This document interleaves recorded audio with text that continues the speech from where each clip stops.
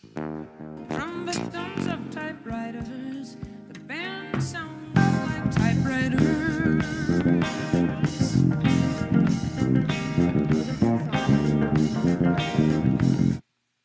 But this is a song about a daydreamer.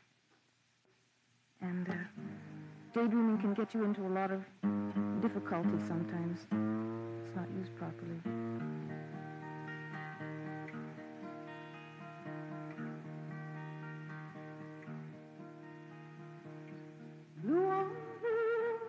It took me a long time to find a rhythm section that could play my music. So I went through a lot of players. I'd put them on the record and I'd take it off. So it wasn't till my 6th album that one of the guys in the section, Russ Kunkel, the drummer, said to me, "Joni, you know, you're going to have to play with jazz musicians."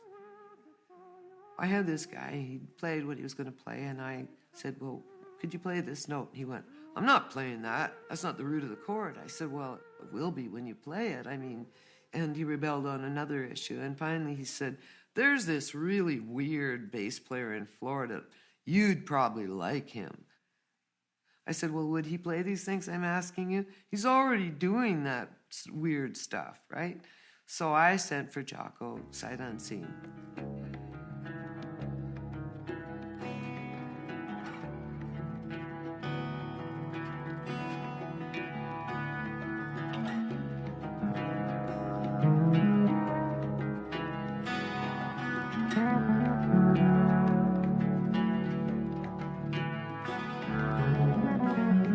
I'm traveling in some vehicle. I'm sitting in some cafe. A defector from the petty wars that shall shock love away. I set up this architecture. I mean, he just kind of instinctively played figuratively. You know, you're inviting another painter to join you on your canvas. It's very conversational. Natural as the weather in this moody sky today. In our possessive coupling, so much could not be expressed. I'm always talking. Chicken squawk, please talk to me.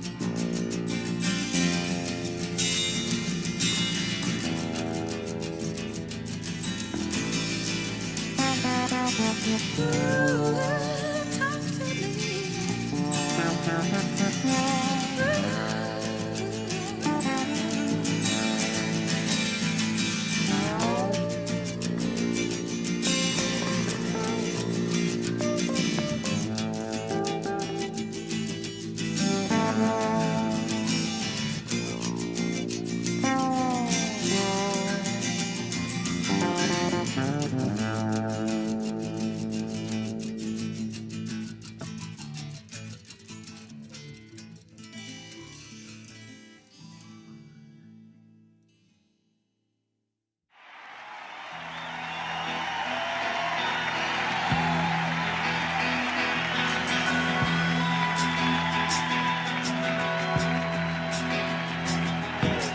downtown with my darling dime store thief.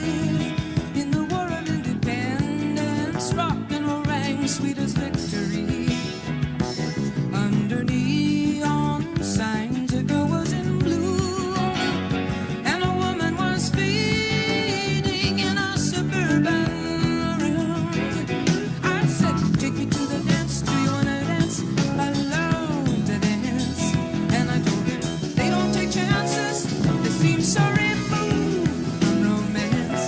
They've been broken in churches and schools and molded to middle class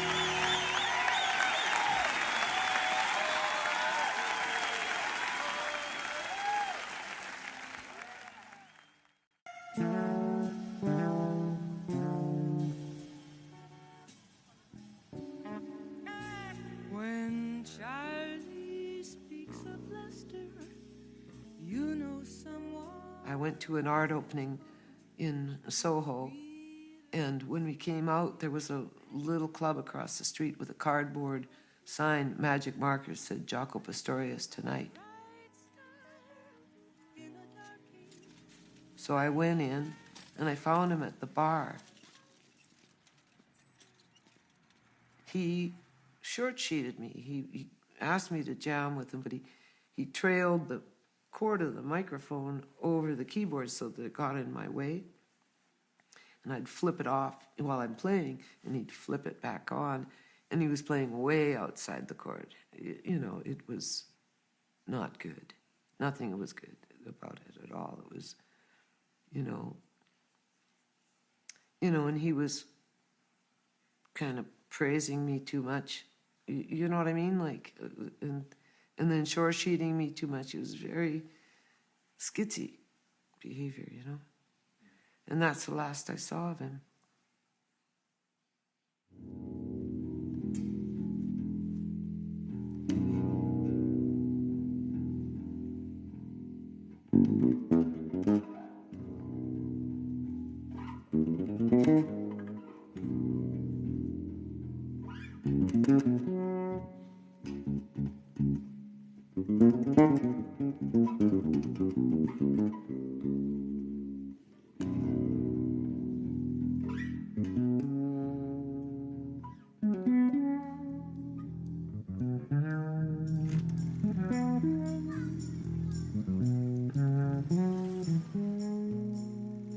We are influenced by life, whether we like it or not. It's not necessarily music that makes us play a certain way. It's the life we live, it's our experiences, it's our upbringing, it's what we experienced as kids before we were even really conscious about our own personality or what we are or what we want to do with life.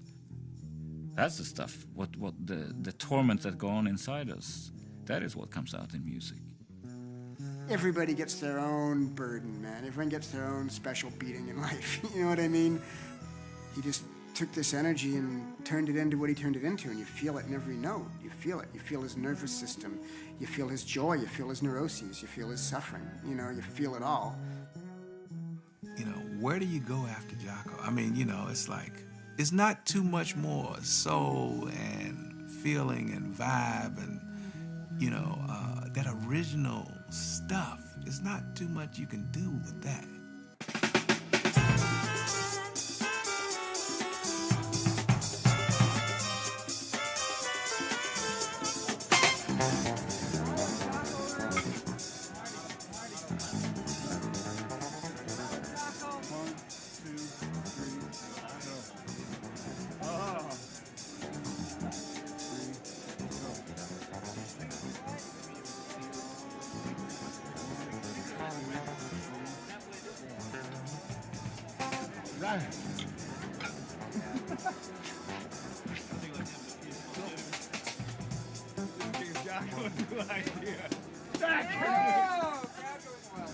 Two in a row, not bad.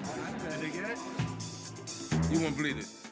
Jaco was playing this club, and everybody was, and he walked down the steps balancing his bass in one hand, and everybody was hollering and screaming.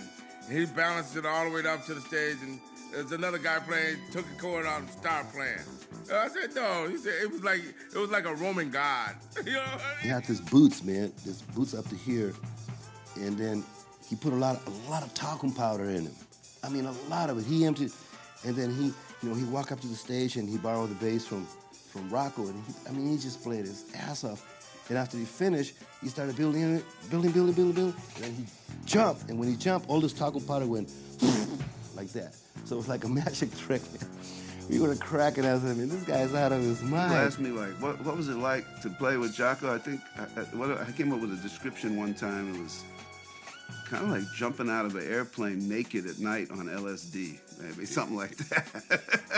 You know, it was exciting. You know, it was like, wow, it's a ride with a parachute. My wife would wake up and go, "What's going on? What's going on?" I said, "Hey, wait, this is not a normal thing now. Please, just either back off or let us be, you know, because it don't happen every day." This is like Charlie Parker walking in the house. So please, don't disturb us. This is very heavy here. Even now, when I can play the bass a little bit, I still can't articulate like he does. Like for him, every single note, everything is just so perfectly executed. When Jaco plays, it sounds like he knows every single note that he's playing. There's no way that he can play a wrong note, and it's fretless. So fuck that guy. Big time. We were playing at his house one time.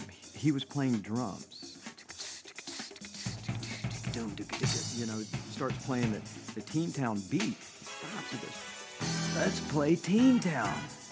And I said, Jaco, I don't know Teen Town. He looked at me, he said, you don't know Teen Town? I said, no, I don't know any of your songs. And there was this pregnant pause, and he loomed up out of the drum stool, and he's so much taller than me. I'm standing up, but he's like, I'm thinking, oh my God, I'm about to get my ass whipped because I don't know Teen Town. A lot of us bass players can't get beyond the bass. We're playing the music that's on the bass. He was playing the music that was in the air, the music that was in his body.